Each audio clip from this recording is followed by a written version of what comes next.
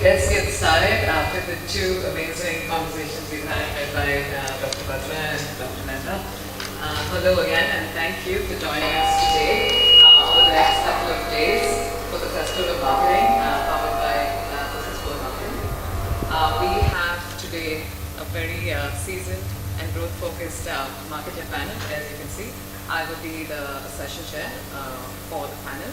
My name is Roshni, and today we will discuss CMO sentiment in India, marketing spend outlook in 2024. As you heard in the introduction, we are joined by Chandan, Mukherji, Director and Senior Vice President, Strategy and Marketing Communication, Nestle India, Himanshu, Khanna, Director, Digital Experience and Commerce, HCL Software, and Virat, Khullar, Group Head of Marketing, Hyundai, India. And with much further ado, let's get started. The 2023 CMO Research Journal by Gartner touches on three big challenges CMOs will face. One, as you heard, a lot of buying shifts, a lot of disruptive digital journeys. Second, just erosion of traditional sources of brand value. And thirdly, just so much across collaboration in this hybrid world. And CMOs here are going to have to think of growth strategies that are both efficient and new to keep up with this volatile world.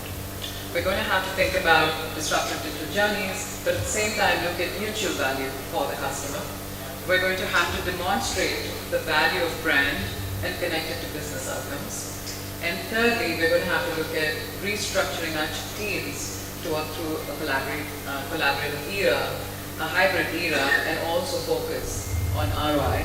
And lastly, as we said, in a cautious environment, relook at investments and how to work the investments for the best business outcomes. The CMOs have been to talk today, and I'm going to open it out to the panel. I'll start with you, Chandan.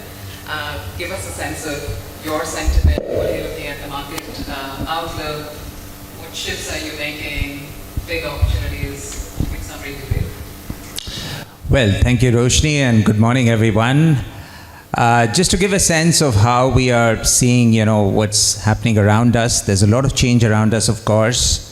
But I think first and foremost, India is a consumption-driven economy, and therefore, consumption is really at the heart of it. And from our perspective, consumption has started seeing an uptake. And there's, of course, much more potential in so far as consumption is concerned in the country. And therefore, there is a lot of positive outlook out there. Of course, the ways to get there and the way the consumer is also getting disrupted in the journey has become much more complex. There are many more variables and levers to look at now. It's not the same levers that we used to look at earlier. There are now more specific levers to look at, and therefore that brings in a lot of change. The growing digitalization, whether it's more classical forms of digitalization like search, social, and various others, to the commerce world of digitalization and to the various kinds of platforms out there, a lot of change happening around us. AI has also come in a very, very big way, which is helping people, helping consumers, helping marketeers in their own different ways. So for us to navigate this complexity, there are many more variables to kind of look at and think about. But one thing which has really stood the test of time is that fundamentals are still very, very fundamental. So, we believe in brands and we believe in certain fundamental aspects. More the world changes around us, some things remain constant, and those are the fundamentals. But of course, there are many more levers to grapple with in today's world.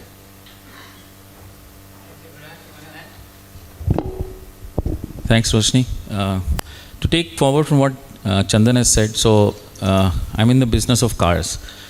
But at a base level, to start this conversation, we are all changing consumption. We are all changing consumption. By what I mean, in your homes, in your offices, you are changing consumption of brands, you are changing consumption of media. There was a drastic consumption change that happened in COVID. Post-COVID scenarios are also looking at some pragmatic shifts that are happening. Now what is happening? Forget marketeers. Cricketers have to reformat. News readers have to reformat. Politicians have to reformat. Parents have to reformat. Schools have to reformat. Everybody is reformatting to the new world as we speak. And us marketeers have to not only read the consumption patterns of today, we have to look at the consumption patterns of tomorrow, 2 years hence, 4 years from now. Because some of us are in high involvement categories, some of us are in impulse categories. It's not who will buy, it's why they will buy, what they will use to buy, from where they will buy. And let me tell you, it's not just, as I said, impulse. Even categories like cars are seeing dramatic shifts on consumption. So just to put at a basic level, for marketeers of today and tomorrow, we have to track consumer consumption behavior and then work our way around it. Thank you. Yeah. So, audible? It's working? Okay. So, first of all, I just wanted to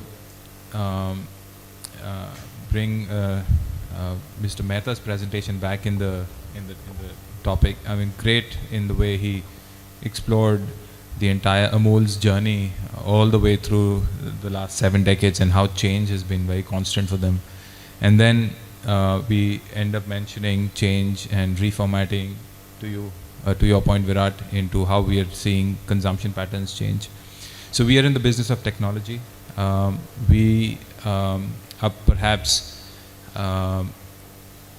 best known for adopting change in the way that disruption can really take place very, very quickly over time. Our softwares or what we sell into the market to large enterprises, which enable heads of marketing to sell better into their consumers, is what we go out and license. Now it's an underlying fact that we need to understand our customers' businesses better. So if it's an auto industry that we're going out and selling our softwares into, unless we know how your sentiments come back into your brand, and if you're reading that properly through the numerous offline and online channels available out there, our softwares will not be equipped to service you, right? So we have to be in the forefront of change ourselves, and I believe any tech organization that is not adopting to these changes and seeing them as they come is going to get left behind as well. So totally agree with you. I don't think there is any point that I don't disagree, at least on this point, on change and disruption. Thank you. I think I heard different points of view, but underlying something is the same. Like, fundamentals will stay the same despite a lot of change.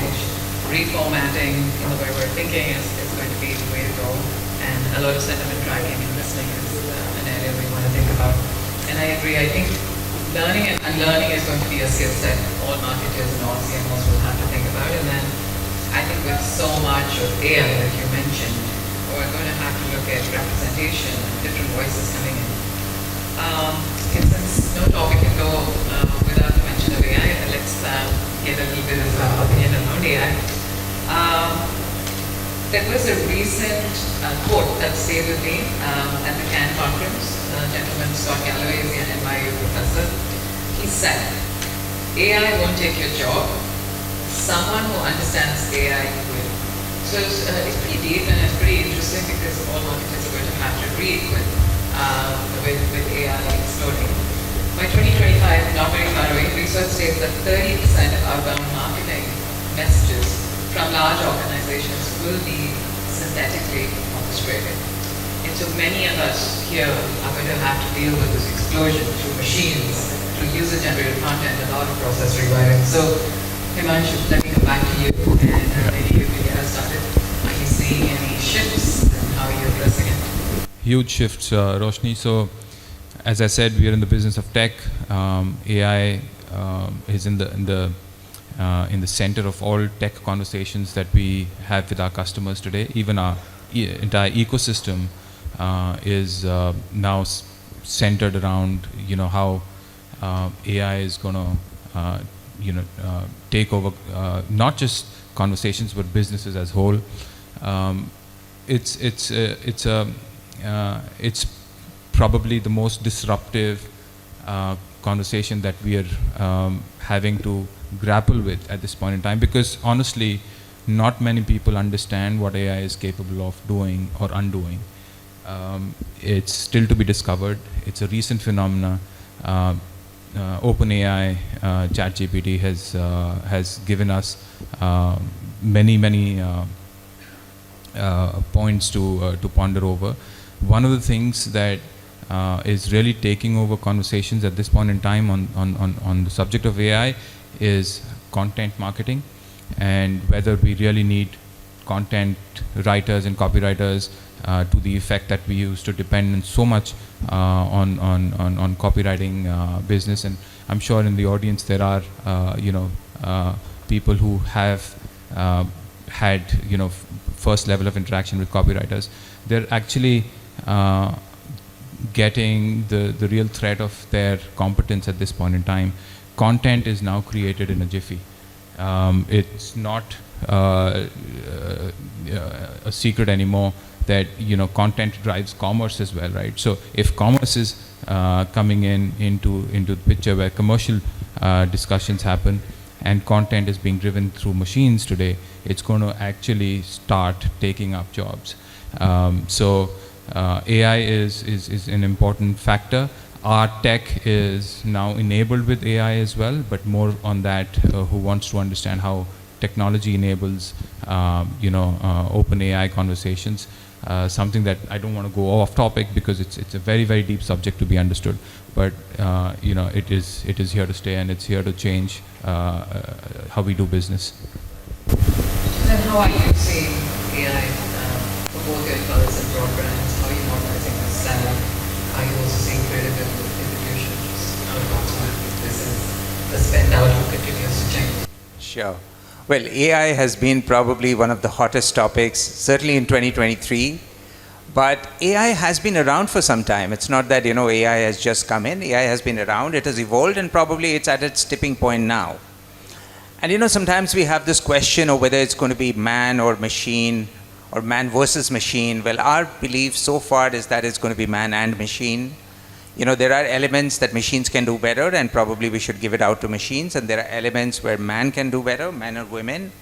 They can think, and they can be creative, and they can, kind of do things looking at all the different dots and so on. So there are areas where, humans will kind of, still rule. And there will be areas where machines, of course, and AI being a part of it, will, of course, steal the cake and steal the show. So we are using AI in different ways. We are using AI like was mentioned, in content creation and various other ways of doing things. But, still to get the right level of content, we still have to apply a certain amount of human judgment. Maybe AI will also evolve over a period of time, and then machines will learn better, and they will include all this. So we can only expect things to get sharper and better and, more effective and more efficient. And of course, that's a stream that's very much in use for many of our brands. We also use, AI for targeting, and you can sort of, more target in the moment, more target, the right consumer at the right point, at the right time in the journey, and so on. And therefore, AI can be can be brought to a lot of use out there. Also using AI a lot for personalization, because in this world where there's so many pieces of content that we're all grappling with all the time, and there's so many brands and so many categories that are talking to us, getting the right message to the right person and personalizing something, whether it be on any platform, any digital platform, is something that we are very heavily invested in, and we're leveraging, AI and all of that. So AI, and of course, in our day-to-day work and efficiency, and, you want to generate some ideas around anything. You want to generate, how do you celebrate a nice Diwali? And if you ask AI, and it'll give you a lot of recipes about food and desserts and all of that. And that may be a good starting point, as a good ideation point for you to think about, what to do. What a brand like, let's say Milkmaid, which is into dessert making, can really kind of do to leverage all of it. So we're using it in various different ways, and of course AI is here to stay and will of course aid our lives and help us do better. Yeah, I mean, there are a lot of good things about AI, no doubt on that. But, we have to be very, very cautious when we are dealing directly with consumers and we are adopting such technologies. And the fact, Chandan, you're right, it's been around for decades actually. But what has happened is the processing speeds, the large language models behind it is giving it more capability and giving marketeers more options to use it. But in our industry, and generally in a lot of consumer facing industries, the con is the hallucination part of the AI, open chat GPT or generative AI or whatever. The point is, when AI starts giving out results which it believes it is completely right on. And ultimately the term very casually used is hallucinations. Because of just that, we are currently piloting a lot of consumer-facing AI tools, but we have not gone live with any one of them because social is unforgiving and a consumer is unforgiving. If we have completely upgraded one of our cars, we need the consumer to be told exactly what the new car offers, not something it could offer, what something it would have offered last year, what something it may or may not have. So on that, we are very, very objective, we are very, very pragmatic. And yes, this happened with computers. People said computers may replace men or women, but processing has just helped our way going forward. In AI also that will happen, but I think while there are a lot of positives that we all hear about, we all as marketers have to be supremely cautious of the pros and obviously of the cons. I agree. I think that there is going to be near-term disruption. That automation is going to bring disruption. Just something we got it now. But that's also going to free up some tasks and time to other creative work. And the other interesting piece is I think that when we talk about content and we talk about creativity, the difference is going to be, I would say, the human element is going to be emotion, right? So yes, I agree. I think it's early days to see how products will use AI, marketers will use AI, and then, like you said, there's going to be historic devices that we have to really think about. Let's get to the other pieces on shifts. We talked about buying behavior shifts, staff routines have changed hugely. We're having to defend brand premiums in a hybrid world. There's a bit of data that says today 68% of B2B buyers make their transactions online, which means human interfaces are lower and the ability for you to set up is far harder. And 65% of buyers engage in data privacy, which means data blocking. So proven digital marketing techniques are at risk. And at the same time, we have the job in this environment to be brand building as well as the generating demand. So Chandan, I'll come to you. If you can talk about how you look at both brand building and think digital first examples, how you're shifting your budgets to manage that, how you're shifting your approach to manage what brand building. Well, first of all, our guiding principle is to be consumer-centric. So we, identify our consumer, our target consumer, and for the whole variety of brands or for the whole portfolio of brands, whether it's Maggi or Kit Kat or Nescafe or any other brands, from the Nestle world, we of course, have different growth cohorts, and we have different target consumers to look at, and so on and so forth. So the first guiding principle is of course to be consumer-centric, and then we think about, what is really going to impact the behavior of the consumer, and what will really, if you're talking about more penetration or more acquisition, or we're talking about more retention or loyalty or whatever through the funnel, we look at what's our real objective. And of course, this is a very classical question on, how would you spend behind classical brand building versus the more performance-related aspects about marketing. And we actually, use both. We probably, as a consumer goods organization, rely a lot more on brand building because that's the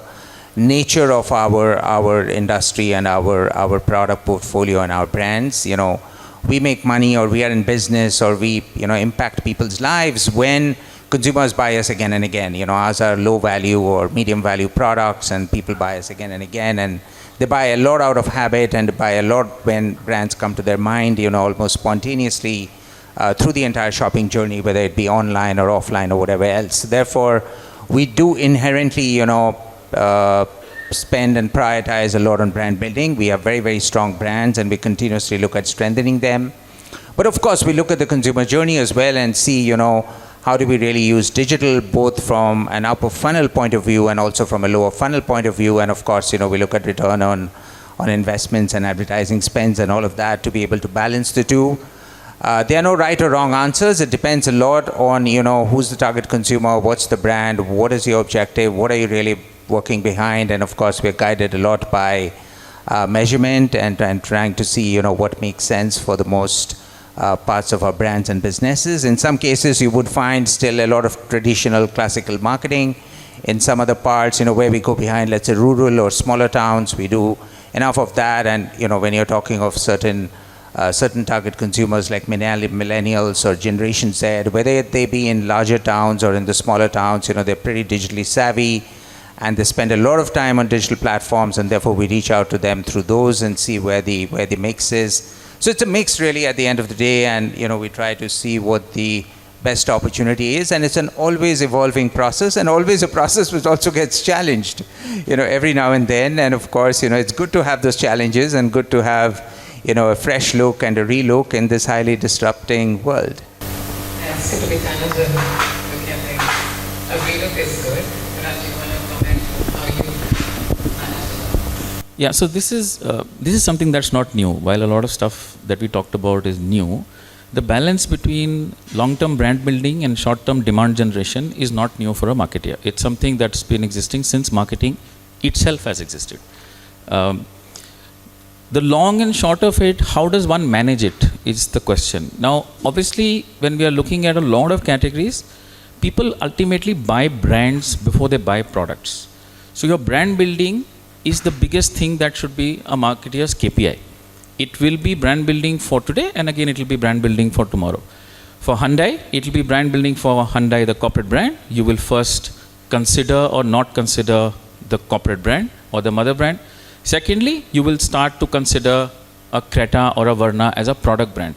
And then you will get into lower down in the funnel where you will say you will pick up a feature, you will pick up an automatic, etc., etc. Consumer patterns for us have fundamentally changed in the last 4 years, and such changes we have not seen in the past. And I'll give you some basic statistics. The average buying age of people who buy our cars on a monthly basis or an annual basis, the average buying age is reducing year on year for the last 4 years in a row. So that means car buying population for Hyundai for the last 4 years has dropped 1 year every year. Now this does not happen in a category like cars. Another context which is completely flip is that my average ticket size of car sales has jumped almost 50% in these 4 years. So we are getting younger people to buy the cars. We are selling cars with higher ticket sizes. Now please understand, there is a consumption movement that we are seeing for our brand that is not there in the category. That means people are now adopting more feature-packed products. B, they are staying loyal with us. That means they are moving up in our product chain. C, they are looking at this brand standing for whatever values they consider topmost in the year 21, in the year 22, in the year 23, to then adopt the product to their house. Also, please understand, in car buying, one fundamental change that also happened, we all believe that it is a decision of the man in the house on what car comes to our house. But we all are family men now or family women now. It is not true. The decision is taken by all the 4, 5, 3 members in the house. A, I have to be in everybody's consideration set. B, I should not be in anybody's rejection set. So there is a fundamental change in consumption that is happening.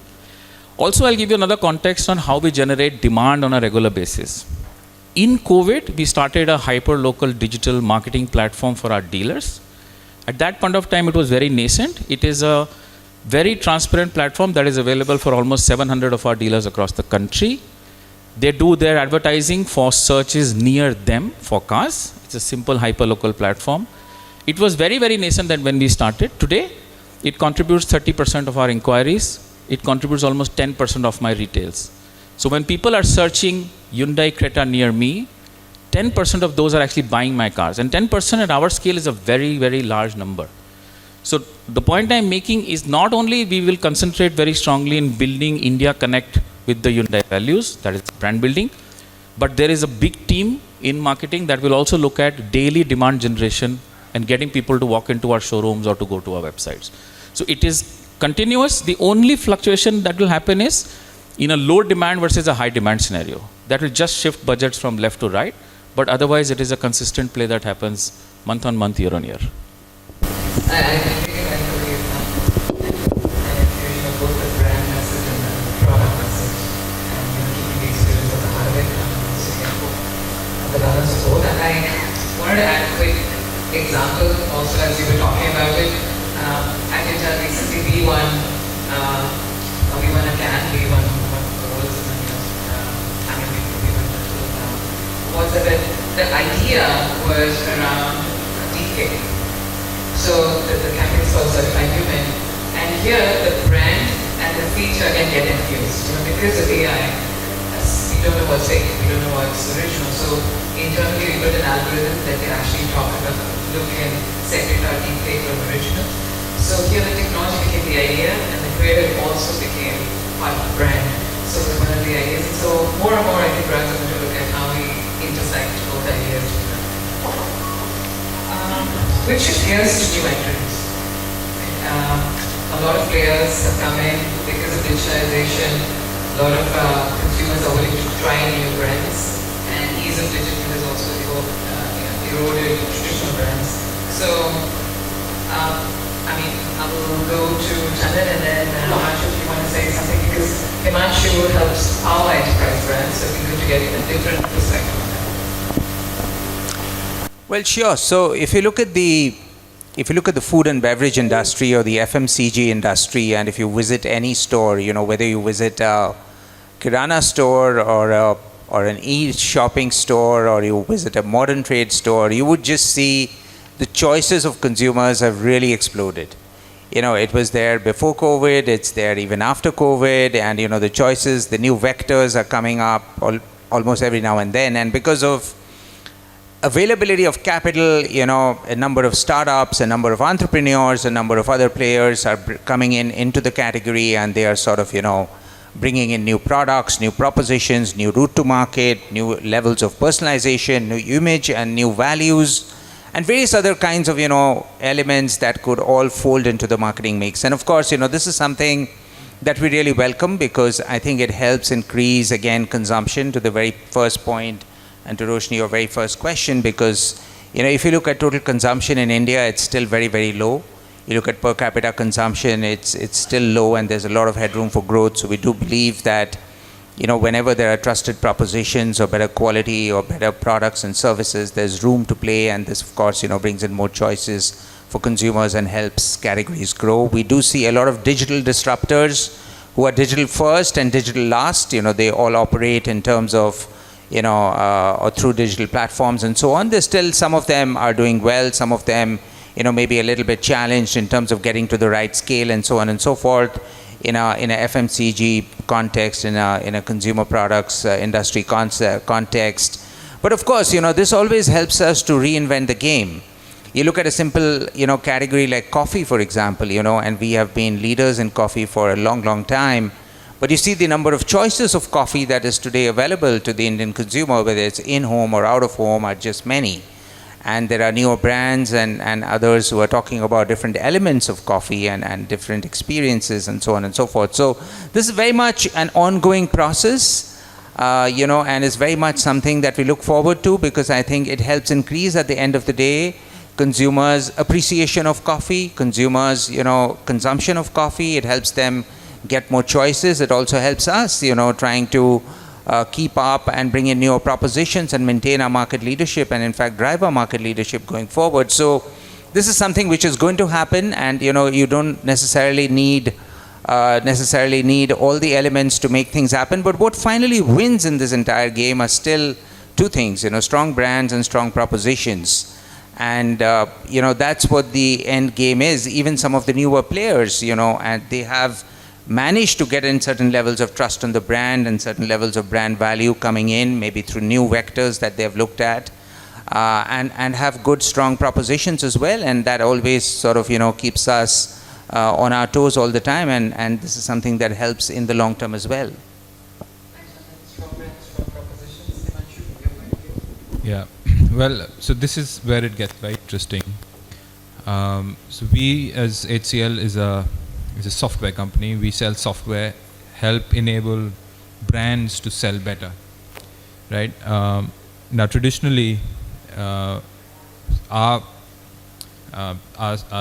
Spocks, our people who used to sponsor our products, used to be CIOs, heads of technology, CTOs, right?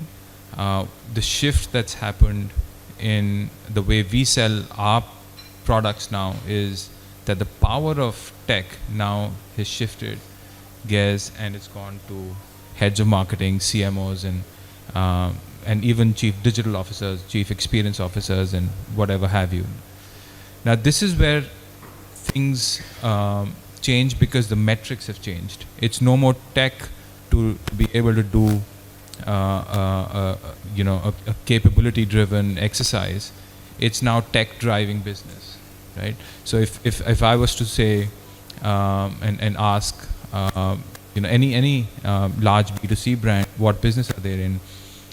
Besides the products that they sell, they're also in the business of selling an experience. We saw that in the Amul presentation, Mr. Mehta said. Food now is called food tech business. Auto is now called auto tech business. Technology is at the center stage of everything. And our software or enterprise software, now the way they used to be sold was if we would appear in a Gartner quadrant, in the leaders quadrant, it was relatively known to have a good sense of brand recall, and CIOs would eventually invite us to come show our capabilities. Not anymore. It's how companies like us are helping brands sell better, which is the key metrics now, and drive revenue better. So that's the shift from what we've seen in the last 4 or 5 years. It suddenly picked up. COVID was an enabler in the way people saw their investments into tech, and the buying behavior change in the way they bought enterprise software. We're on top of time, so I'm just going to quickly ask you to wrap up with, another topic that we could have loved to have covered was sustainability. I think I'm going to not to talk about it, but we'll wrap. Maybe as you go through your wrap up for 1 minute, if you'd like to talk about sustainability for just a few seconds, please feel free. And lastly, please wrap with the 3 words, 3 trends you see for 2024. Right? Yeah, I will let go of sustainability because 1 minute is absolutely impossible for sustainability.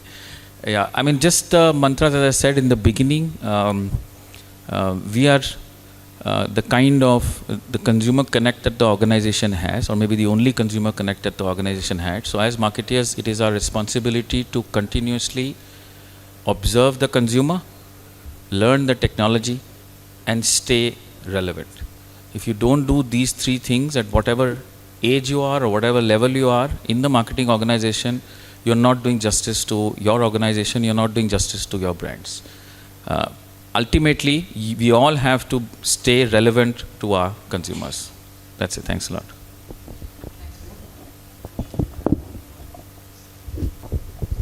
So yeah, I'll let go of sustainability as well, although I will leave all of you with a thought. If you search the internet on sustainability and HCL tech, I think the top 10 searches would have Shivnadar Foundation coming in, or our chairperson Roshni Malhotra giving her views in Davos in the World Economic Forum. There's a lot that the company is driving on sustainability. The top 3 trends, the first one that comes to mind is content marketing through video is going to continue to pick up. AR, VR, probably a lost trend, not very long ago, but the adoption's been quite low, and I think that trend is going to continue to slip. Social media is going to become more of a customer servicing tool than an actual conversational marketing tool. So, yeah, those are the top 3 that come to me. I think sustainability, we're going to have to think about green advertising. As marketers, we're going to have to think about that we need the large campaigns. The UGC is going to be something, a lot of focus on energy, especially with AI and lithium coming in. But my 3 takes for year 2024 is going to be resilience, and just learning and unlearning, and the possibilities. Thank you, team. Again, thank you, Virat.